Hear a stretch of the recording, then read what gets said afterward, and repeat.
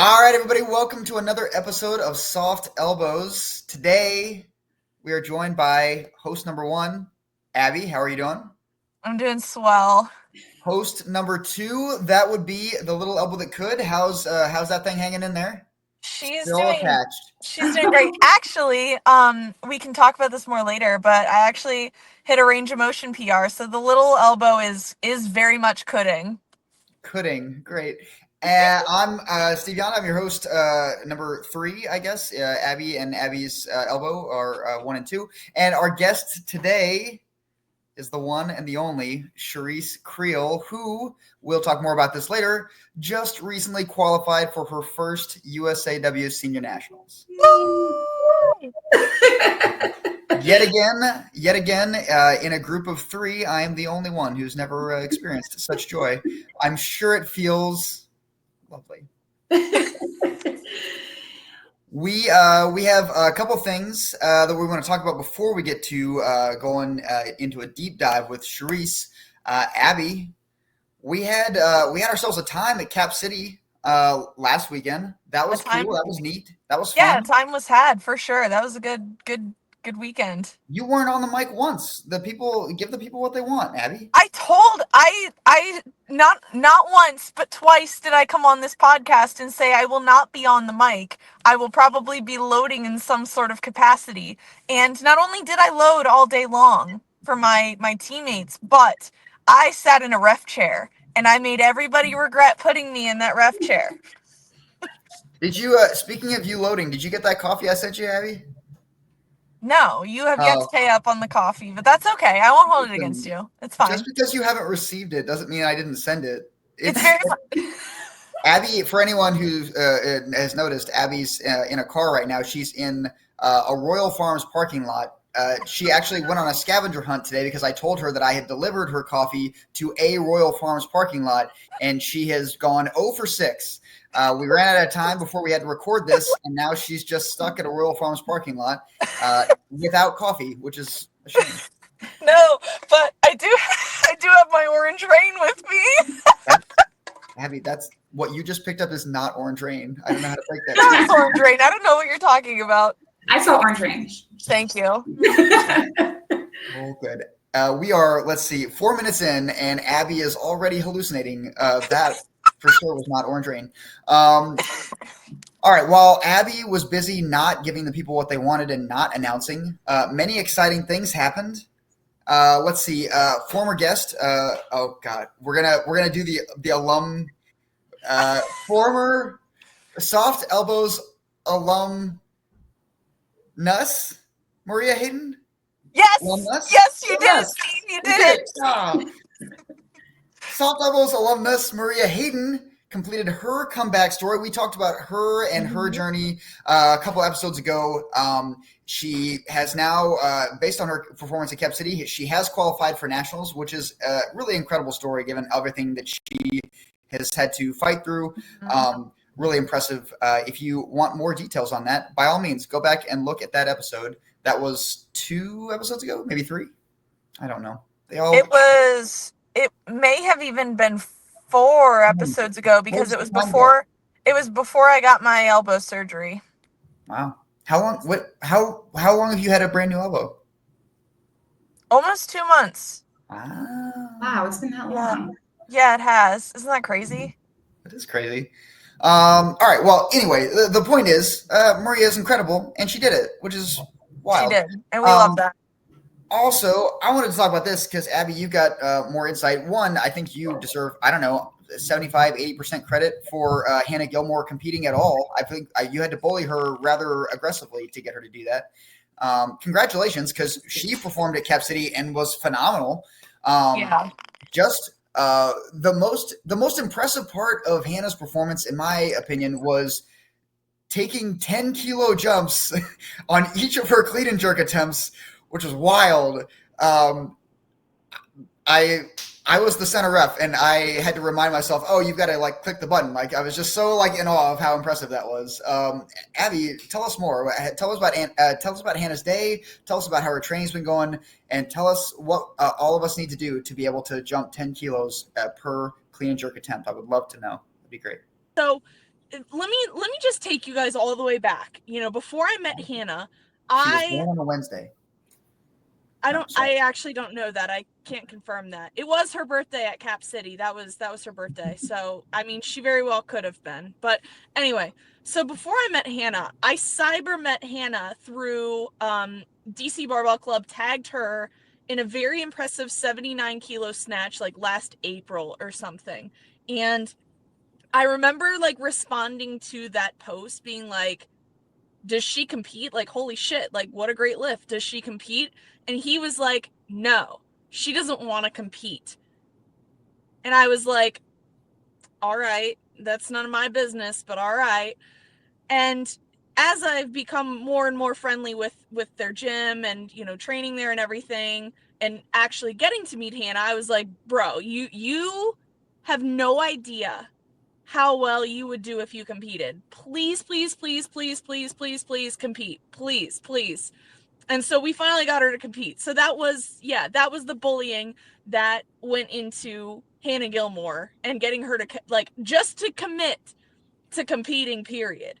So this girl, she's a CrossFitter by trade and has background in powerlifting. We'll fix that. Don't worry. We'll fix it. We'll I don't know, cheer it out of her or something.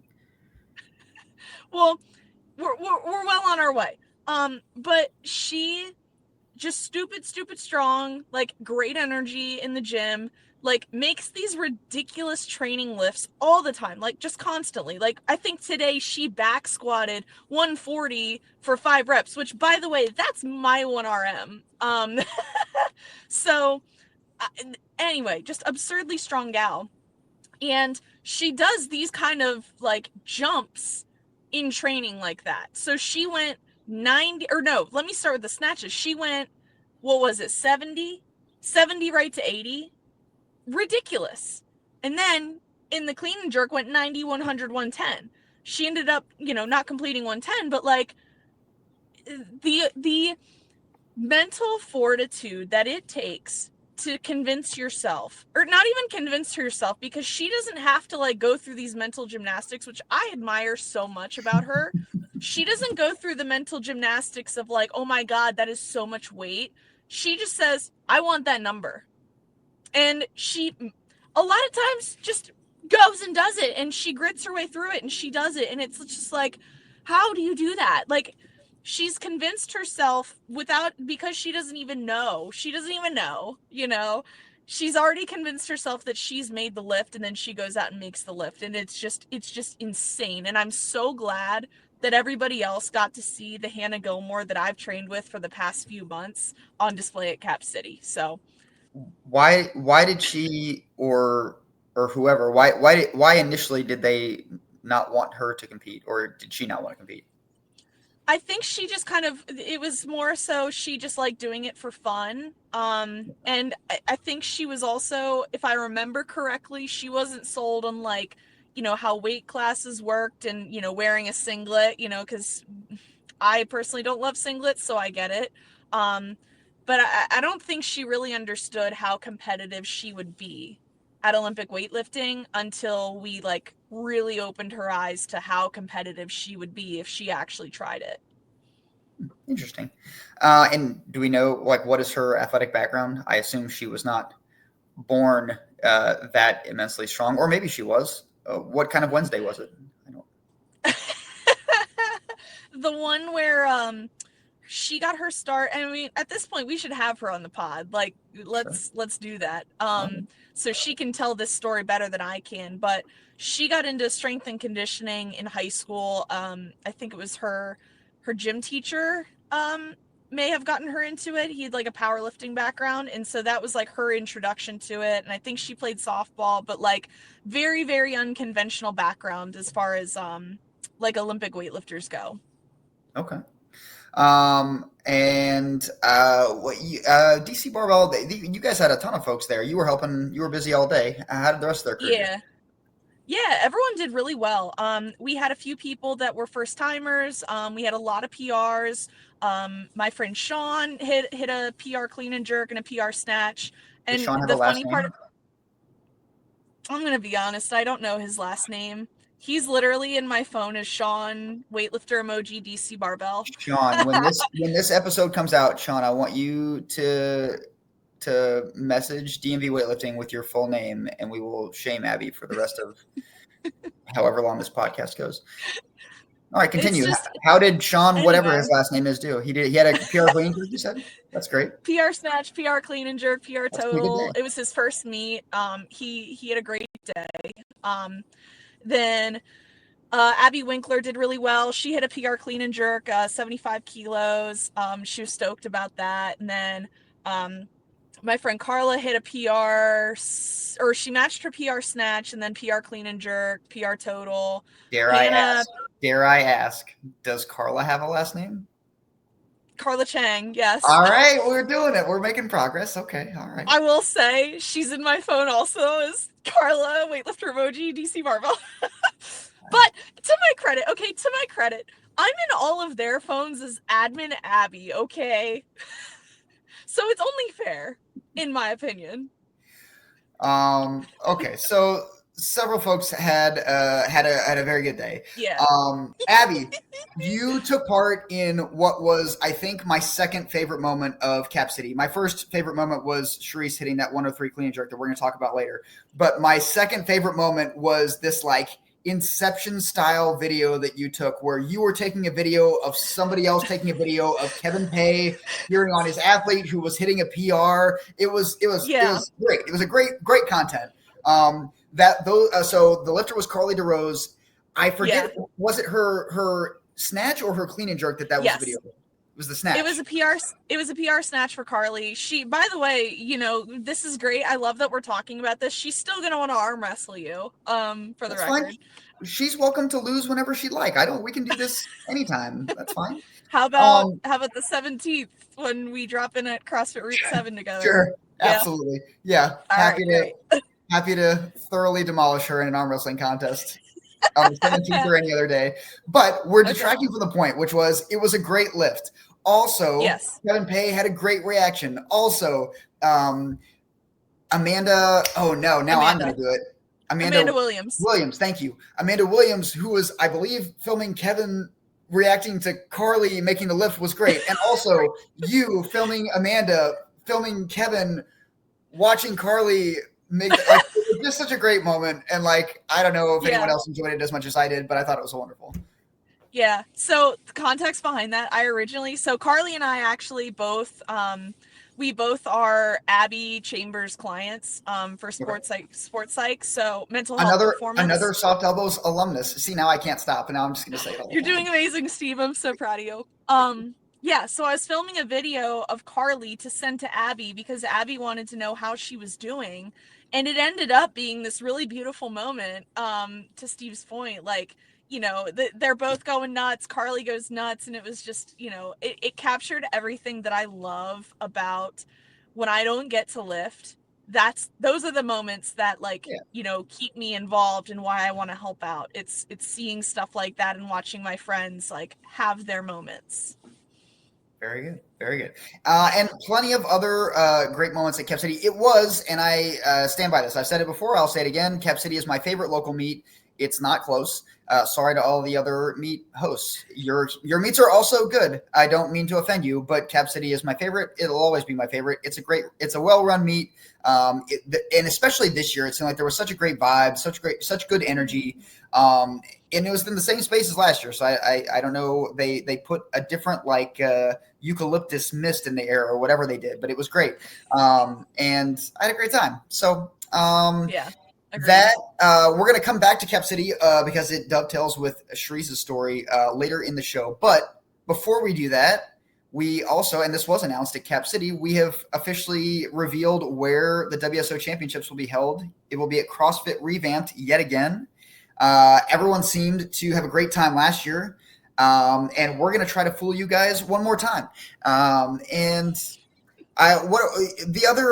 We've got new, we had to make it better than last year. I think this year, Brian said we're going to have a flyover by the Blue Angels, I think is one thing that he said that he had secured.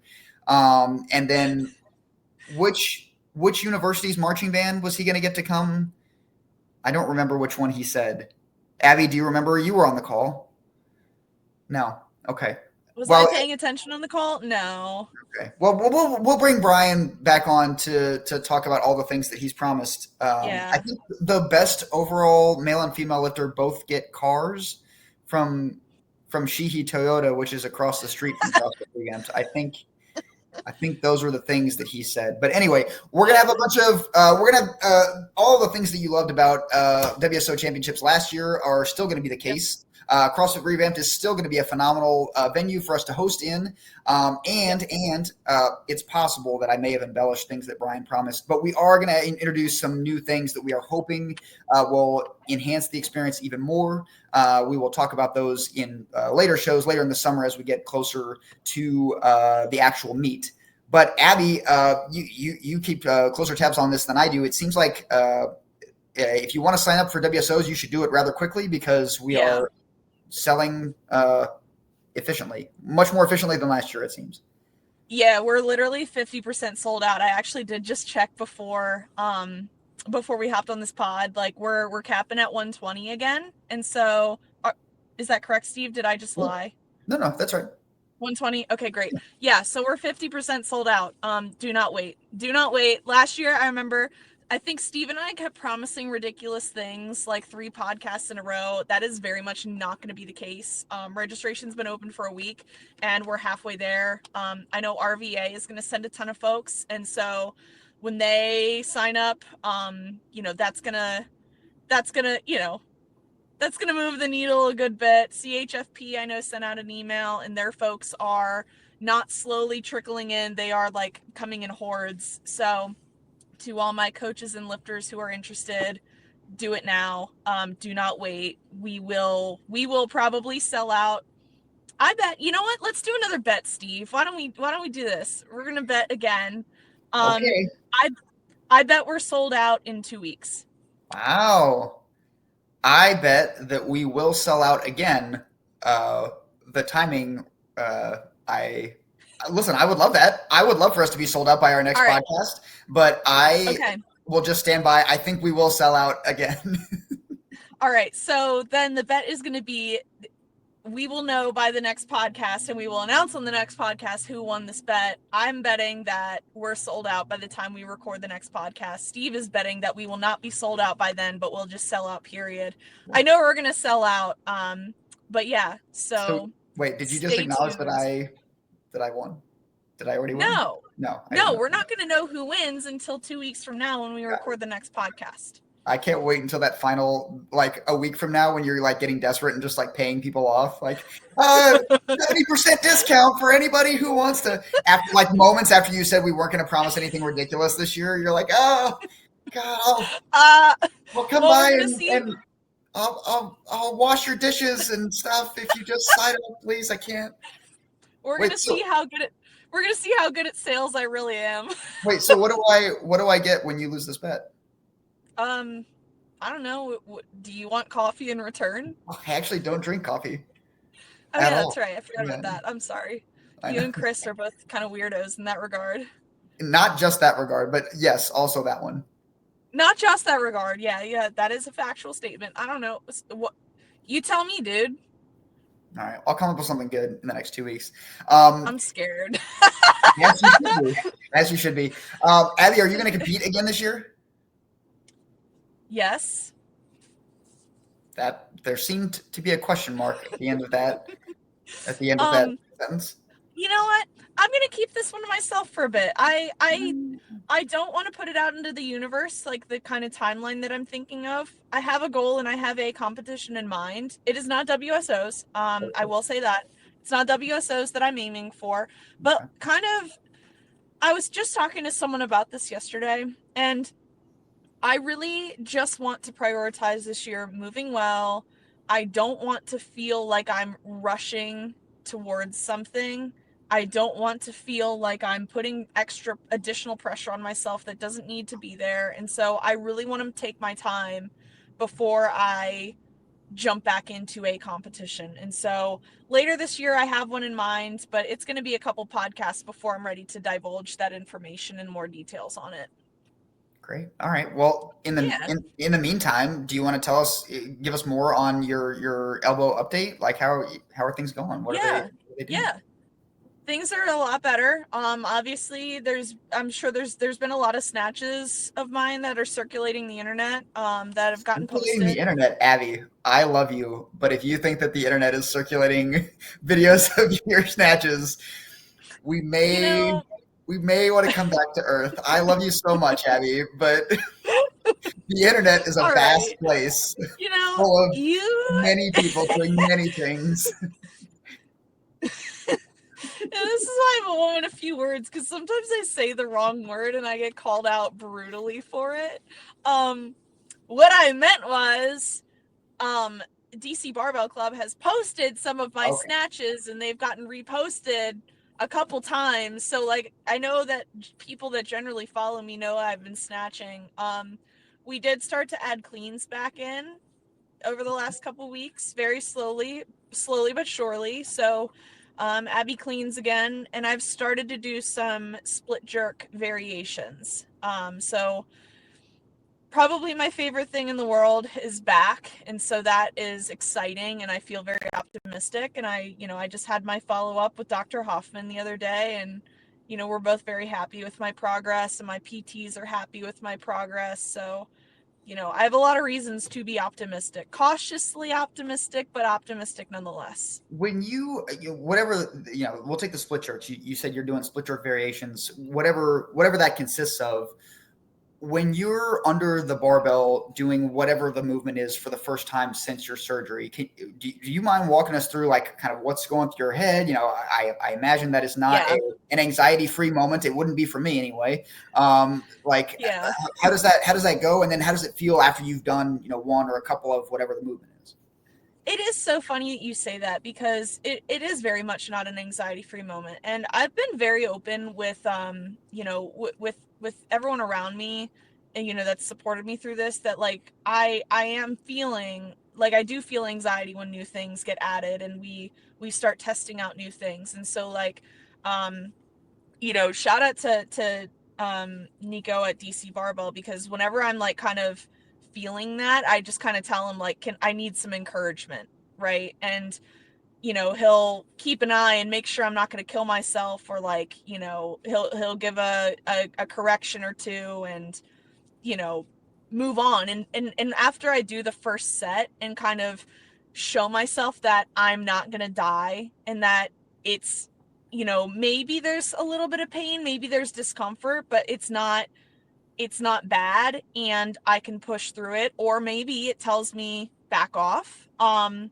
The first set, like once I get past that, I feel better, and I start to build confidence the more that I do it.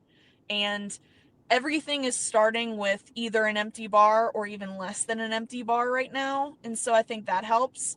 And I'm not feeling any pressure to rush with the weights. I'm going very, very slow and steady, and so that helps. And so it's super important for me to build confidence with the empty bar before I start to move on with it. And that kind of takes the anxiety away. But yeah, like when something new gets added, there is a lot of fear. That fear might even be the wrong word, but there's uncertainty about what I'm going to feel when I do the movement. And there's also, a voice in my head that's like, don't do it too fast, but also, don't do it too slow, because it's an explosive movement. And I kind of have to just tell myself over and over and over, and I have to be told also, because the voice telling myself to chill isn't enough ever. I have to be told by someone externally, chill out. You don't need to go 100 miles an hour right away. Right. And that kind of grounds me back to reality, and I can kind of get through what I need to get through. And that's all. I mean, for I won't say all of us, for most of us, certainly me, like that's an easier thing to say than it is to do, right? Like, 100%. This one felt good. Put 100 kilos on the bar. Like, that's not, No, definitely not. That is very much not what's happening. And like, there are moments too where like, adding weight, I do get kind of the jitters of like, what is this going to feel like? Like, this is a new weight. What's it going to feel like? And I kind of just have to accept that it might not feel good. And so far I've been okay with that. And if I get to a point where that fear kind of takes over, then that's something I can bring up to Abby, in my weekly calls with her, and we can kind of talk through that. But I haven't so far had an experience where the fear is too much, right? Cool. And like I haven't had a moment where I'm like, absolutely not, I am paralyzed by the loud thoughts. Yeah. That's great. That's awesome. Yeah. You did mention that you're starting to do cleans again, and so now I think I'm obligated to ask. Mm-hmm. You're not using straps, are you? Christ, I have not used straps for cleans, no. Love that so much. And that is a great segue into the question where we're going to talk to Chereese. Usually, Chereese, I forget until the very end to ask our guests the question that I'm supposed to use as the barrier to entry before even allowing you on the show. Chereese, first and most important question, do you use straps with cleans? Absolutely not. And now we can continue. See how much more fun this is now that we know ahead of time. All right. We're gonna talk about a lot of things with Chereese, but first, Chereese, I love your shirt, but it's tripping me out. What is going on here? Oh, that is cool. I love that. It's like it's for DEF CON, which is a cybersecurity conference, and it keeps kind of tripping me out too, seeing it in the reflection. But yeah, not the best choice, I guess. No, I think it's great. I just didn't know what it was. Yeah. All right, so Chereese, you are now qualified for nationals, but it has been. We'll do that a couple more times before the show's over. It never gets old. But your weightlifting journey, your athletic journey started long before that. So can you kind of walk us through? You started out lifting in Georgia, and my understanding is a both kind of like many people are doing CrossFit and weightlifting kind of somewhat simultaneously. Is that right? Yes. So, well, I basically was doing CrossFit on and off for like maybe 5 years. I was obviously better at the strength side of CrossFit and the gymnastics side of things than I was the endurance, the running and but yeah, something that I feel like something that I loved about CrossFit all the time was doing the Olympic lifts. So that is something just always intrigued me, and I always looked forward to in workouts and everything. So there's at least one, if not a handful of lifters in the area that I'm trying to convince to stop doing the 50-50-ish CrossFit weightlifting split and just do the 100-0 weightlifting CrossFit split. What was there any one thing or a couple of things that kind of like finally nudged you to just take the leap and just go full on into weightlifting and kind of for most intents and purposes, leave CrossFit behind? Yeah. So, well, when I moved to Virginia, I finally met a weightlifting coach, Steve, who introduced me to weightlifting, the sport, and basically just taught me everything. And initially I was trying to do both, trying to like split my time 50-50 because I have such a love for CrossFit. I still do. But it was just really difficult for me to be able to achieve what I wanted to within weightlifting, the sport, and my goals, the strength, while still doing CrossFit, which can absolutely be done. But I feel like it was just holding me back a tiny bit when I was just wanting to jump into a WOD and then do a workout, and then I can't even move my arms, like lift up for a snatch. So unfortunately, there were things that even if I didn't think would affect my weightlifting, it was, even if I didn't feel sore, but it was definitely taking away from some of the stuff and like the technique work, some of the things that I was wanting to see in weightlifting. So I finally decided if I want to try this out and accomplish my goals and what I'm looking to do, I think I had to make the switch to commit. And I think that the goals thing is important for anybody, regardless of what, we can include sports in that, but we can include anything in life. Like if you have two choices, you have to decide which of the ones, the end goal for which of the ones is the most important. And that's the one it seems to make sense to devote the most energy to. But I remember when we started working together that you rather immediately like set nationals as a goal. And that's a common thing for weightlifters to do. What was uncommon was your readiness to like do it quickly. I don't know if this has dawned on you. Most athletes can't go from like not taking weightlifting seriously to taking weightlifting seriously and then immediately be a national contender. That is not the common experience. When you were, can you give us a sense of what your athletic background was like? Kind of what put you in position to have the tools necessary to, once we refined a couple of things from a technique standpoint, to kind of get you like right up on the edge of being at that level almost immediately? Yeah, so I've always competed in something. High school, I ran track, and then I ran track throughout college, and also cheered competitively. So I always have that competitiveness, like field background. After college, I did just regular like strength training, and then got introduced to CrossFit, and then competed in CrossFit for a few years. But after being introduced to weightlifting, and kind of similar to Hannah, where understanding like, okay, my abilities, and like, because initially I was like, there's no chance I'm like going to be good at weightlifting, going to, I don't know, make a splash in the sport or anything like that. I think understanding the sport, understanding weight classes, and just after a couple weeks of doing it, when I was doing 50-50, I don't know what clicked, but it was just such an easy choice where I'm like, I want to do this full time. Like, it's so fun. I feel like it's so rewarding. Like almost every day at practice or in training practice, it was just, something's just so rewarding, whether it's something technical or strength based. I just feel like I'm always looking forward to something within training. So, yeah, it was really easy after a couple weeks in. I'm like, I don't know what clicked. I'm like, you know what, I just love competing, and I just felt like I could potentially be good. Okay. Yeah, I think you've lived up to that, Bill. That you've accomplished that one. I do want to correct the record. If I heard you correctly earlier, you said that I had taught you everything about weightlifting. That is just patently false. No, it's not. It was patently.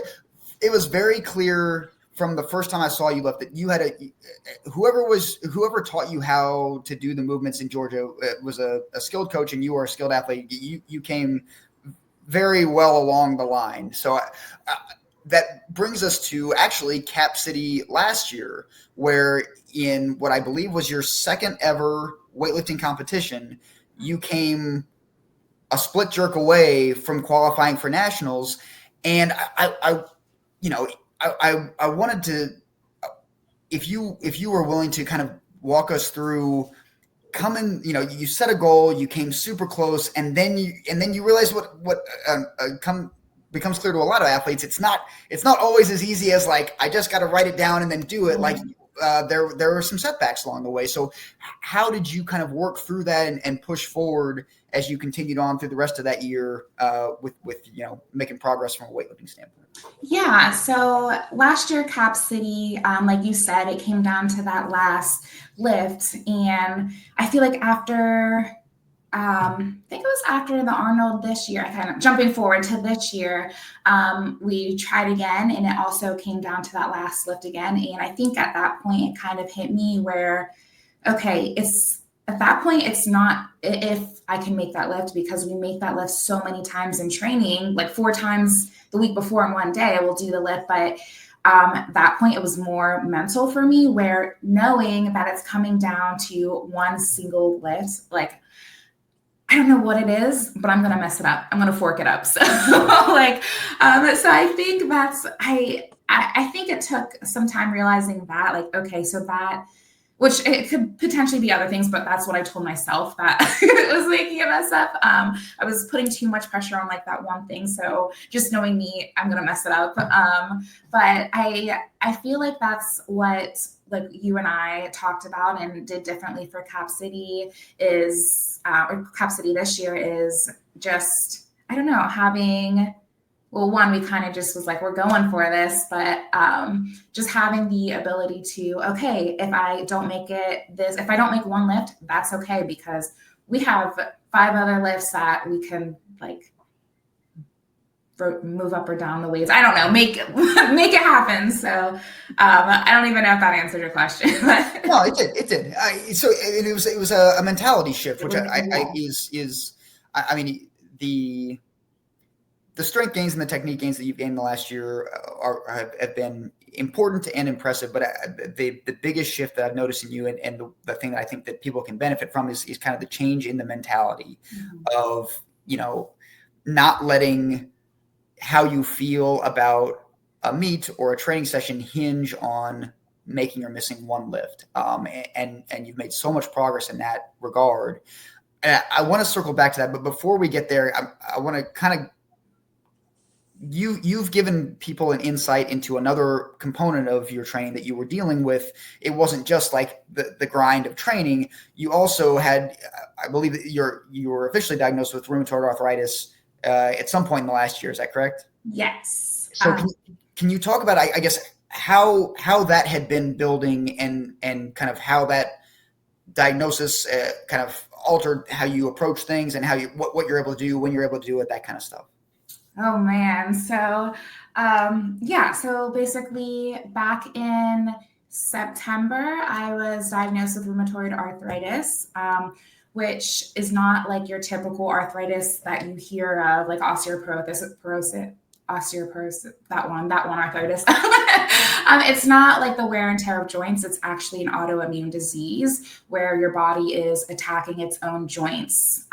Your body looks at your joints basically as a foreign object, so it's constantly attacking them. So the beginning of last year, when I first started working with Steve, I was having issues with my wrists and fingers. Basically, just initially, I thought it was carpal tunnel, but it would like wake me up at night. I was just in so much pain.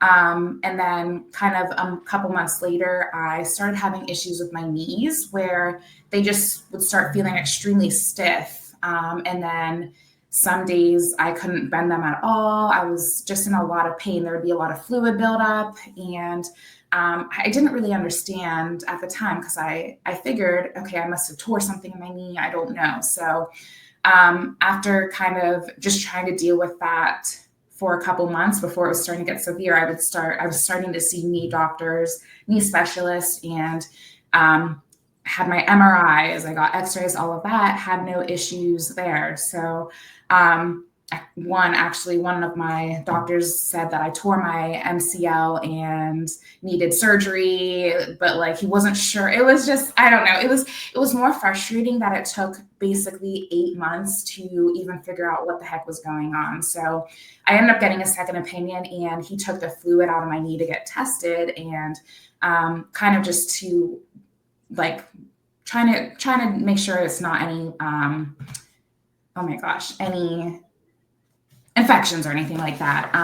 And then he told me or had me see a rheumatologist. So that's when we had all my blood work done and confirmed that it was rheumatoid arthritis and inflammation that I was dealing with that. So I think what was most frustrating is that it took over 8 months for me to even get diagnosed, to understand what was wrong. Nobody knew. And that was the most frustrating part. I couldn't train a lot of days. I would try to train through it, and I was just in so much pain. I was having breakdowns in training all the time.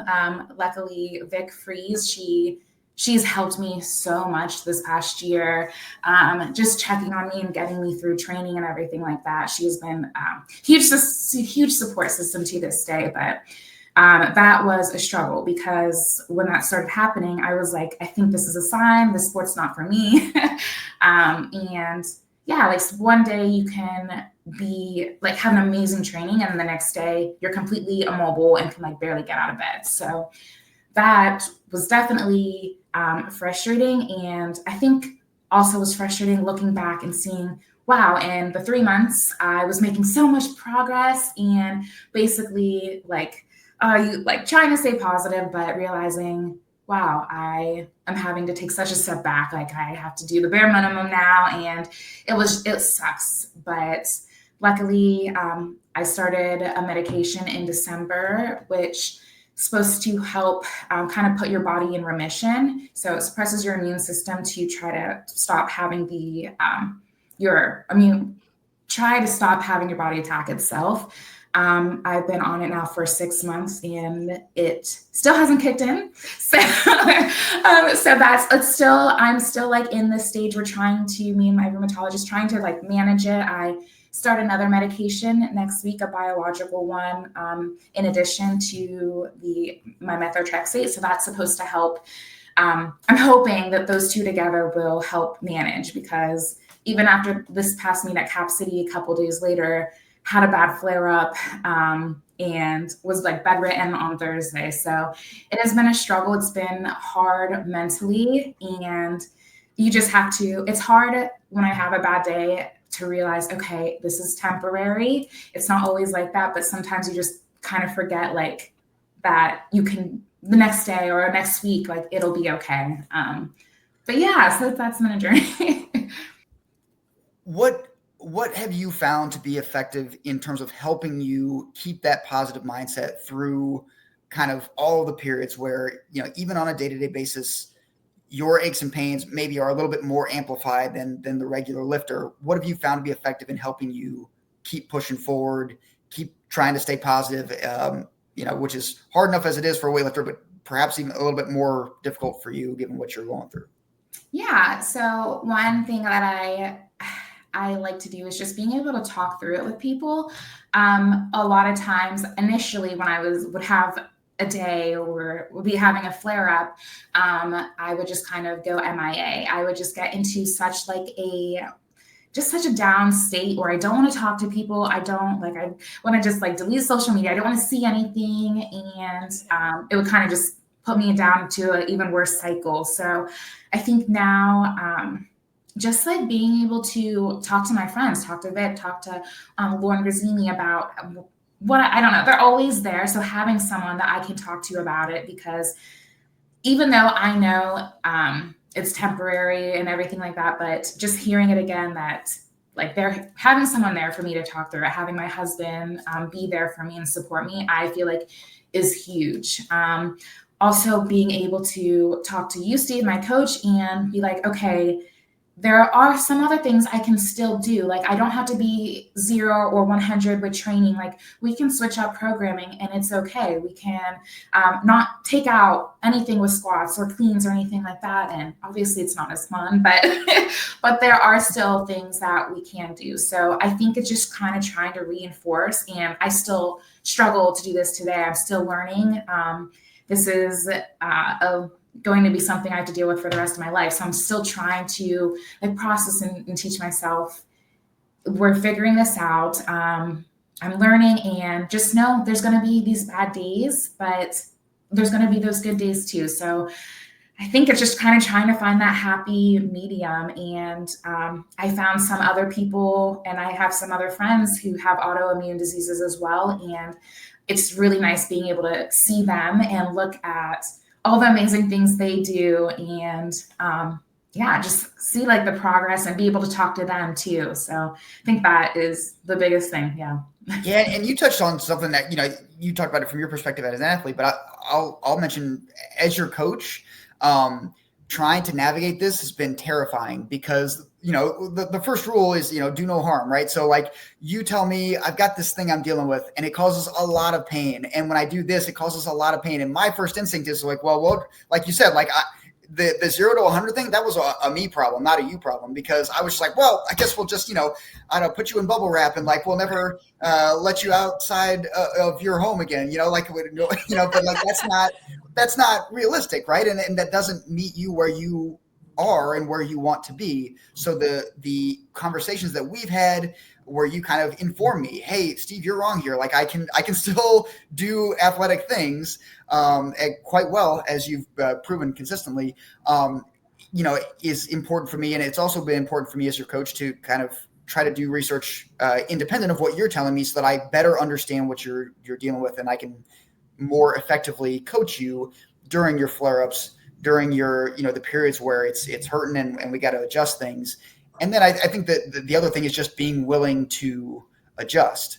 I know this will come as a shock to Abby, but I am wrong quite frequently. And so being willing to acknowledge that and then like make those adjustments on either a day-to-day basis, switching we thought that we would program this movement on this day, but it actually makes more sense to do it, a different version. Like, programming is not like this, like, once it's written, that is how it shall be. Like, that's foolish. And so it's been, I'm sorry that you have had to go through the pain that you've had to go through, but it's been super beneficial for me to learn as a coach and grow. So thanks for, I don't know, taking one for the team. I'm glad No, I very much am inspired by how much you want to be good at weightlifting and how hard you work to continue to put yourself in a position where you can do the thing that you want to do despite the physical pain, the emotional toll that it takes on you on a day-to-day basis. Let's fast forward. Actually, no, let's not fast forward to Cap City this year. Not yet.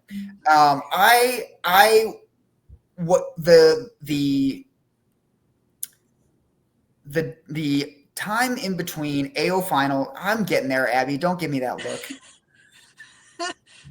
We'll cut that out too. No, we're leaving that. Fine, whatever. I saw your glance. The time in between AO finals, where and I've talked to you about this. I've talked on the show about this, and I've told you that I've talked about this on the show with you. So I don't think it'll be a shock to anybody. You bombed out at AO finals, and it was your first national competition, and understandably, that was upsetting. That would be upsetting to anybody. But then you decided that you weren't going to let that define you, and you came back and you went 5 for 6 at the Arnold, which was your second ever national competition. That turnaround is uncommon, and I wondered. It was amazing. Don't let Steve downplay this. It was amazing. I said it was uncommon. It was historic. Like, what do you want me to say here? Like, yeah. Well, all right. I'm sorry. I'm gonna be. I meant uncommon. I meant uncommon as a compliment. Listen. Oh I God. know you meant it in a good way, but still, like, I just don't want anyone ever to downplay, like, the ability to do that, because not only is it uncommon, it is so admirable, and I know that Steve feels that, right? Like, just talking to him after your performance, like, I know that he feels that it was admirable too, but I want to make sure that that is also vocalized. It was super duper. How about, is that better? Even better. My question, Abby, was, how was that time period for you, and what did you have to work through, and how did you work through it to put yourself in a position where you could then go have the incredible performance that you did at the Arnold? Yeah, so at AO finals, like Sue said, I bombed out on my snatchies. I was back. It was very sad. I honestly didn't think that would happen to me. I feel like you have 3 chances for each lift. Like, you have to make, like, you can make a lift 3 times, but it happened. It happened my first national meet, and it was sad. I was really sad at myself. I was disappointed, obviously, embarrassed. But like you said, I don't let that define me. You know what? I got it out of the way early. That just means, okay, I got it out of the way early. It's not going to happen again. But it was a good opportunity to be able to reflect on that and kind of think through, okay, what do I need to do? What did I do differently? What do I need to do going forward at these bigger meets? I felt really intimidated initially going onto that stage and seeing, like, these bright lights, and I felt like what do they say? The cat with the bird, maybe? I don't know. I felt like deer in headlights. Yes, that one. Deer in headlights. So I think just taking that moment and kind of, just understanding, okay, for the Arnold, for my next meet, I want to try this again. I'm going to try this again, and I'm going to take that and turn it around. Like, honestly, I feel like it's even cooler that after maybe a bad meet, a meet that you were disappointed in yourself on something, like, it feels that much better that next meet when you can just make a lift, honestly. Like, Yeah, I think literally. it's helped me, redefine kind of meets where you have such high expectations, high goals, where now I'm like, I made a snatch. Like, I didn't bum out. Like, that is good. Like, I can tell people, like, I know you're disappointed, but you totaled, like, you made a lift. That's something great. And then it's even better the next meet coming back. Like, it just feels so much better when you come back and have such a good meet. Like, you can look back and it happens, whatever. It's, you know what, it's making me an even better athlete. So yeah, I think it just helped me kind of reevaluate the way I look at meets, what I'm expecting, and helped me get more experience. I knew what to expect going onto that stage and knew there was going to be bright lights and a lot of people. So, But maybe like slightly less brighter the second time around. Yeah, it was slightly less brighter, and I was able to actually like just take my time and like not rush to the bar. I found my spot on the wall, and yeah, it was. I know, hopefully, what to expect now. Never, All right, now underestimate. No, Oh, I'm sorry, go ahead. never underestimate the power of finding a spot on the wall. I Yes. love finding my spot on the wall. It's usually some ding that's probably not visible to anybody else but me, and that's my spot. Yep. And none of the other lifters found that spot. Not one, none just of them, you. just me. All right, now let's talk about this year's Cap City. So, Chereese, as you said, we decided going in, we were going for it. Like we weren't going to be conservative. We were just going to shoot for the moon and see what happens. So we opened heavier than I believe you've ever opened before. Certainly with me, as heavier than you ever opened before. We opened at 79 kilos, and you missed that snatch. But then, in another sign of your progress, in my humble opinion, and Abby, I don't want to downplay this, so I'm trying to like pump this up here, immediately came back and made that second snatch, which was incredible. And I'll tell you what, the most important thing was, so you went 1 for 3 in the snatches, but that was all we needed. We just needed you to make one, and then we knew we could make it work. We can adjust the numbers and make it work in the clean and jerk. And I knew the moment that we had that conversation after your snatches that you were going to make it. I've never seen you be that confident that a 1 for 3 snatch performance was not a big deal. It was great. And that's like, as a coach, that's what you need to see from an athlete like, it's one thing for an athlete to tell you like, hey, I have this goal. I want to do this thing. It's another thing to see it in person at the time when you most need to see it. And like that brief period was all we needed. So we opened at 99 on the clean and jerk, and you made that. And then we went to 103, which was the clean and jerk we needed. That was the number that we needed to match with 79 to get you qualified for nationals. And you made that one too. And I'm curious, because one thing you mentioned was, the couple of times where you've needed that last clean jerk and like all the pressure like resided on that lift. I was curious if you found that some version of that pressure shows up no matter whether it's lift 1, lift 3, lift 4, lift 6, like that pressure shows up in some way, shape, or form at some point, right? So how did you feel going into that 103 clean and jerk? Honestly, I think I kind of blacked out. After snatches, I think I had, after the initial missing of my, I don't know if it was my first or third snatch, whichever snatch I missed, I think I had a little bit of self-doubt that like kicked in like crap, like it's just not happening today. And then I don't know what flipped where I'm like, no, like we're doing this. Like absolutely. When I started warming up for clean and jerks, I was like, no, I can freaking do this. Like I still have a shot.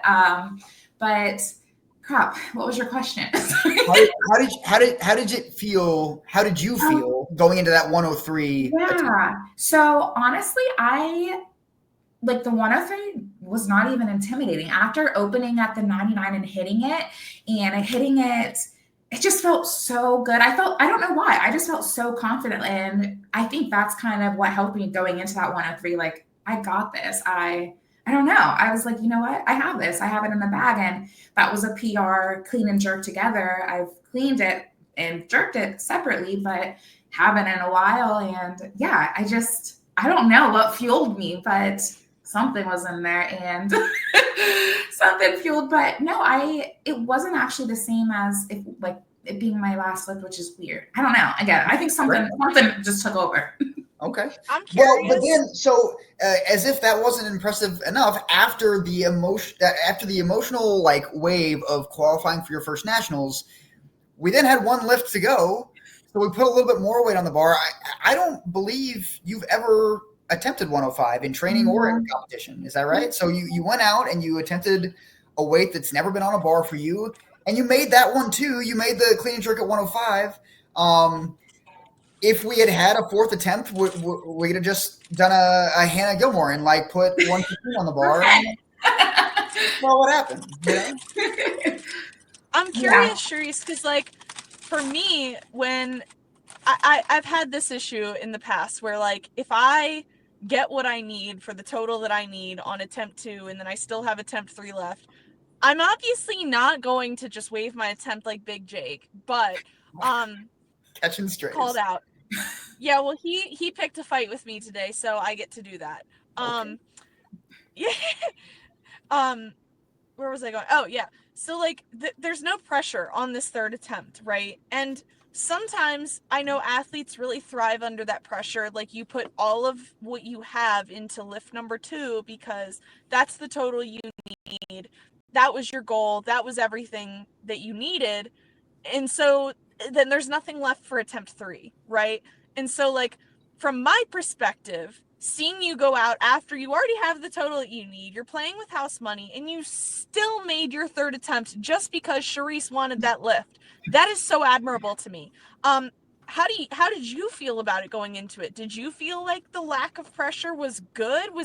Did it make it harder? Like, walk me through that. That's actually funny you say that. So I remember after the second lift, I went behind the stage and was sitting there, and it was kind of like, do I have energy for another lift? Like, do I do this? Like, and I do think there was less pressure. But I still think that was there was still that little bit of like fuel or fire where I'm like, you know what? There is no pressure where if I don't hit it, like it's okay. I already qualified, but I was like, I freaking got this. I know, like, I don't know. There was still something that was like, you know what? Like, I have this. I'm gonna finish strong and hit this. And then I did. But yeah, no, at first I was like, okay, can I be done now? Like but no, I wanted to just keep going and finish that lift. Finish what we started. Right. That's awesome. Right. All right. Abby, any questions for Chereese? I've exhausted all of mine. No, I don't think so. I don't think so. Chereese, what's next? Chereese, what's next? Yeah, what's next, Chereese? We have nationals. Oh, that's right. We do have nationals. I'm really looking forward to that. I'm hoping to be healthy. Literally a week before this Cap City, I had hurt my wrist during training, which I guess ended up causing kind of a flare-up of inflammation.